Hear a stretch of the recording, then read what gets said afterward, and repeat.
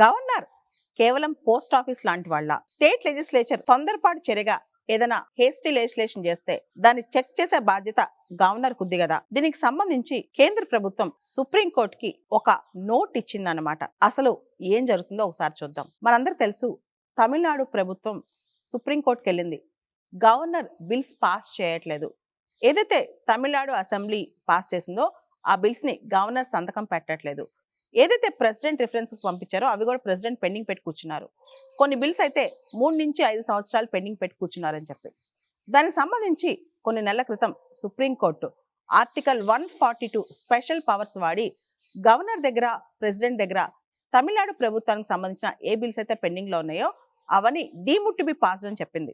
దాంతో ఆర్టికల్ 142 కింద ఆ బిల్స్ అన్ని కూడా పాస్ చేసేసారనమాట.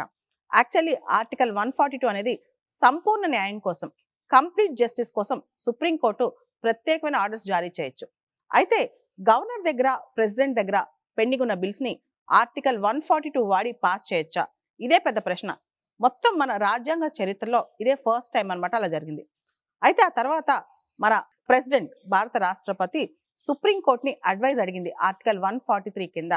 అసలు గవర్నర్ పవర్స్ ఏంటి, ప్రెసిడెంట్ పవర్స్ ఏంటి, దీనికి సంబంధించి సుప్రీంకోర్టు పవర్స్ ఏంటి, సుప్రీంకోర్టు గవర్నరు, ప్రెసిడెంట్ దగ్గర ఉన్న పెండింగ్ ఉన్న బిల్స్ ని సుప్రీంకోర్టు పాస్ చేయొచ్చా, అసలు ఇది తప్పు కదా అని చెప్పి ప్రెసిడెంట్ సుప్రీంకోర్టుని అడ్వైజ్ అడిగింది. దీనికి సంబంధించి కేంద్ర ప్రభుత్వాన్ని, మన సెంట్రల్ గవర్నమెంట్ ని రిప్రజెంట్ చేస్తూ మన సాలిసిటర్ జనరల్ తుషార్ మెహతా ఒక నోట్ ని సబ్మిట్ చేశారు సుప్రీంకోర్టుకి.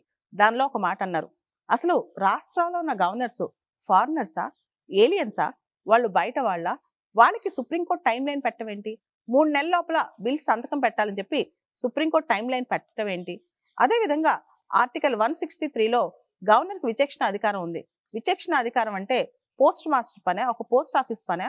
ఏదైనా తొందరపాటు చట్టాలు తయారు చేస్తే గనక దాన్ని ఆపే హక్కు గవర్నర్కి ఉంటుంది కదా. అదేవిధంగా అసలు గవర్నర్ డిస్క్రిప్షన్ సంబంధించి గవర్నర్ ఇంత టైం లోపల బిల్స్ సంతకం పెట్టాలని చెప్పే హక్కు సుప్రీంకోర్టుకు ఉందా? అది తప్పు కదా. గవర్నర్ కూడా డెమోక్రటిక్ గా కొన్ని అధికారాలు ఉంటాయి. అదెందుకు కోర్టు గుర్తించట్లేదు? రాజ్యాంగకర్తలు రాజ్యాంగం రాసేటప్పుడు గవర్నర్కి సంబంధించి ఎంత కాలం లోపల బిల్లు సంతకం పెట్టాలని చెప్పి రాజ్యాంగంలో పెట్టలేదు. అది వాళ్ళు మర్చిపోయి పెట్టకుండా ఉంటాం కాదు, వాళ్ళకి అన్ని తెలుసు. కానీ కాన్షియస్ గానే వాళ్ళు అది ఆపారనమాట. ఎందుకంటే గవర్నర్కి ఆ డిస్క్రిప్షన్ ఇద్దాం, గవర్నర్ తొందరపాటు చర్యలను ఆపే శక్తి గవర్నర్కి ఇద్దామని చెప్పి వాళ్ళు ఆలోచించారు. కాబట్టి ఆర్టికల్ 200 ఏదైతే గవర్నర్స్ బిల్ సంతకం పెట్టే ఆర్టికల్ ఉందో, అదేవిధంగా ఆర్టికల్ 201 మన రాజ్యాంగంలో ఏదైతే గవర్నర్ కొన్ని బిల్స్ ని ప్రెసిడెంట్ కి రిజర్వ్ చేసే అధికారాలు ఉన్నాయో వాటికి సుప్రీంకోర్టు టైం లైన్ పెట్టడం సబబు కానే కాదు అని చెప్తూ కేంద్ర ప్రభుత్వం తుషార్ మెహతా రిప్రజెంటేషన్ లో ఒక నోట్ ఇచ్చింది సుప్రీంకోర్టుకి.